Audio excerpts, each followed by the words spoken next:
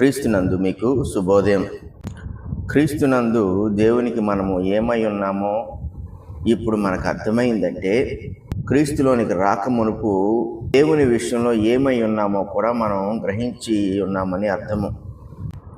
ఇప్పుడు క్రీస్తునందు మనం దేవునికి మహిమ కలుగు చేయువారమైతే, ఇది వరకు మనము దేవునికి అయిష్టులమై ఉన్నామన్న సంగతి మనకి ఇప్పటికే తెలిసి ఉంటుంది. ఇప్పుడు క్రీస్తునందు దేవునికి మనం దగ్గరగా ఉన్నవారమైతే, ఇది వరకు మనము దూరముగా ఉన్నవారు మన సంగతి కూడా మనము ఇప్పటికే గ్రహించి ఉండాలి. ఈ గ్రహింపు లేని పక్షంలోనే మనము జీవిస్తున్న ఈ క్రైస్తవ్య జీవితము నిజముగా దేవునికి యోగ్యమైనది కాదు అన్న సంగతి మనకు కనబడిపోతూ ఉంటుంది. క్రైస్తవులుగా మనం అర్థం చేసుకోవాల్సిన విషయం ఏంటంటే, అలాగే అర్థము చేసుకొని ఉన్న విషయం ఏంటంటే, క్రీస్తునందు మనం జీవిస్తున్నప్పుడు దేవునికి ప్రత్యేకమైన జనముగాను, పరిశుద్ధులుగాను, అనుకూలమైన జనంగాను మనం జీవించుతున్నాం. క్రీస్తునందు లేని జీవితము మనం చూసినప్పుడు ఇందుకు ఎంతో భేదముతో ఉన్నదన్న సంగతి కూడా మనకు అర్థమయ్యింది. ఎఫెసీయులకు రాసిన పత్రికలో పౌలు 2వ అధ్యాయము 12వ వచనంలో ఈ మాటలు రాస్తున్నాడు. ఆ కాలమందు ఇశ్రాయేలుతో సహపౌరులు కాక పరదేశులను, వాగ్దాన నిబంధనలు లేని పరజనులను, నిరీక్షణ లేని వారును, లోకమందు దేవుడు లేని వారైనా ఉండి క్రీస్తుకు దూరస్తులై ఉంటారని మీరు జ్ఞాపకము చేసుకొనడి. ఇక్కడ గతాన్ని జ్ఞాపకం చేసుకోమని పౌలు చెప్తున్నాడు. పౌలు 1-2 సందర్భాల్లో తన గతాన్ని జ్ఞాపకం చేసుకుని ప్రజలకు కానీ అధికారులకు కానీ తాను క్రీస్తుని ఎరుగక ముందు ఎటువంటి వాడో, ఎటువంటి దురావస్థలో జీవించాడో, లేదంటే ఎటువంటి అహంకారంతో లేక అపవిత్రతతో జీవించాడన్నది అతను మనస్పూర్వకంగా దాన్ని తెలియజేయడం జరిగింది. ఇప్పుడైతే అటువంటి వాడిని కాదు, నేను క్రీస్తు వల్ల మార్పు చెందిన వాడిని, ఆ జీవితము ఎలా ఉంటుందో దాన్ని కూడా వివరించగలిగాడు.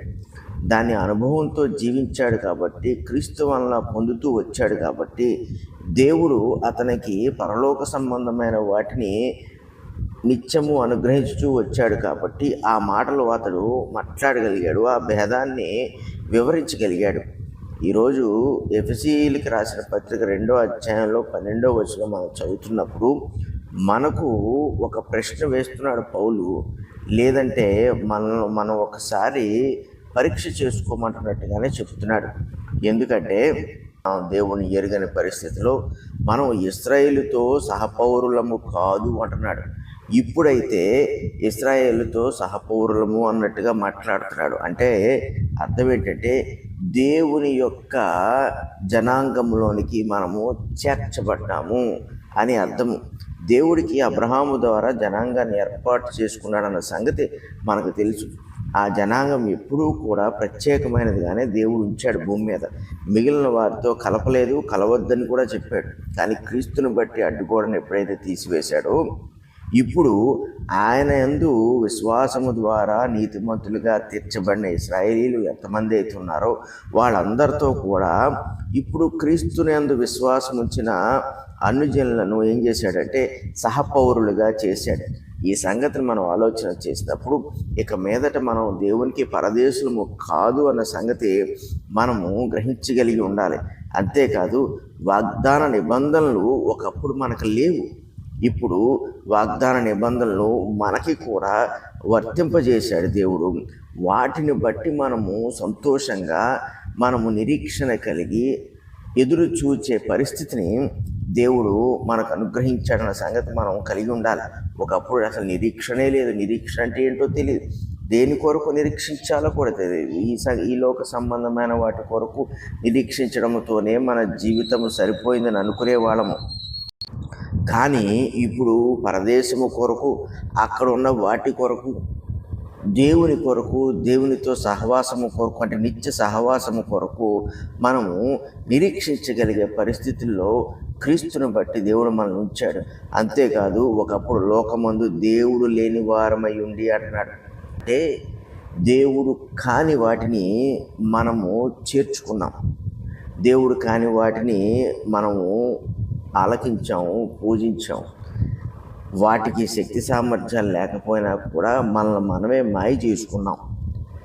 అటువంటి పరిస్థితుల్లోంచి ఇప్పుడు ఏం చేశాడంటే దేవుడు ఉన్నవారిగా చేసి ఉన్నాడు. అంటే దేవునికి మనకి ఒక సంబంధం ఏర్పడింది. దేవుడికి మనకి కూడా సంభాషణ ఏర్పడింది. ఇప్పుడు దేవుడు మనము చేయుచున్న విజ్ఞాపనలకు ప్రత్యుత్తరం ఇచ్చుచున్నాడు. దేవుడు ఉన్నాడన్న సంగతిని మన జీవితాల్లో ఆయన జోక్యం చేసుకోవడం ద్వారా అనేక సార్లు నిరూపిస్తూ ప్రత్యక్షపరుస్తూ వస్తున్నాడు. ఇటువంటి పరిస్థితుల్లో మనల్ని ఉంచాడు. క్రీస్తుకు దూరస్తులై ఉంటిరి అన్నాడు. ఇశ్రాయేలీలు ఎప్పుడూ కూడా క్రీస్తుకు దూరస్తులు కారు. ఎందుకంటే వాళ్ళలో నుండి ఆయన రావాల్సినది కాబట్టి, ఆయన కొరకే వాళ్ళు ఏర్పరచబడ్డారు కాబట్టి, ఆయన విషయంలోనే వాళ్ళు నిబంధనలు పొందినా, ఆజ్ఞలు పొందినా ఆయన కొరకే వాటిని జరిగిస్తూ వచ్చారు. కాబట్టి వాళ్ళు దేవుని యందు విశ్వాసం ఉంచినప్పుడు క్రీస్తుకు వాళ్ళు దగ్గరగానే ఉన్నారు.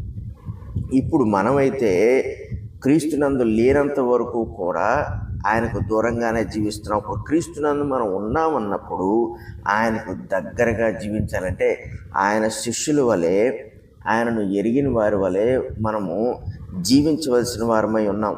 ఈ సంగతులను మీరు జ్ఞాపకము చేసుకోండి అంటున్నాడు.